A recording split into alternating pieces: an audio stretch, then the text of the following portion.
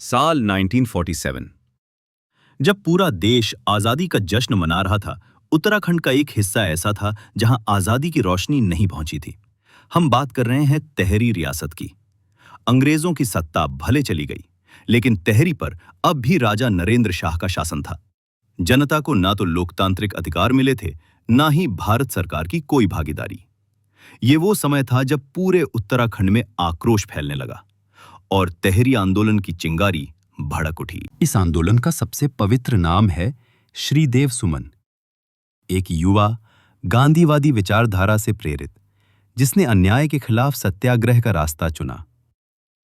उन्होंने टिहरी रियासत की तानाशाही के विरुद्ध सविनय अवज्ञा आंदोलन चलाया, लेकिन राजा ने उन्हें गिरफ्तार कर जेल में डाल दिया। जेल में श्रीदेव सुमन ने अनशन शुरू किया।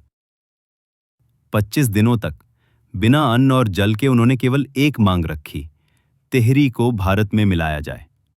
25 जुलाई 1944 को उन्होंने जेल में ही अपने प्राण त्याग दिए और सुमन अमर हो गए उत्तराखंड की आत्मा में। श्रीदेव सुमन की शहादत ने पूरे गढ़वाल में आग भर दी। गांव-गांव में विद्रोह होने लगे। किसान, नौजवान, महिलाएं सभी रियासत के खिलाफ उठ खड़े हुए। 1947 में भारत आजाद हो चुका था, लेकिन टिहरी अब भी अलग था।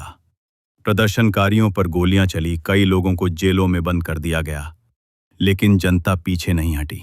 दिल्ली में अंतरिम सरकार पर दबाव बढ़ा और अंततः 2 साल की जनक्रांति के बाद राजा को सत्ता छोड़नी पड़ी।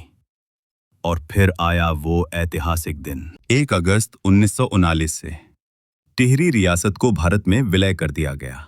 रियासती राज का अंत हुआ और उत्तराखंड के उस हिस्से ने भी आजादी की सांस ली, जिसे सबसे ज्यादा उसकी कीमत चुकानी पड़ी थी। आज भी श्रीदेव सुमन विश्वविद्यालय और कई स्मारक उनके बलिदान की याद दिलाते हैं। लेकिन अफसोस, ये आंदोलन भारत के इतिहास में वो जगह नहीं पा सका जो उसे मिलनी चाहिए थी। टिहरी आंदोलन केवल एक राजनीतिक लड़ाई नहीं था। ये उस जिद की कहानी थी कि आजादी अधूरी है जब तक हर कोना स्वतंत्र ना हो। ऐसे ही उत्तराखंड के भूले बिसरे इतिहास को जानने के लिए बने रहिए हमारे साथ।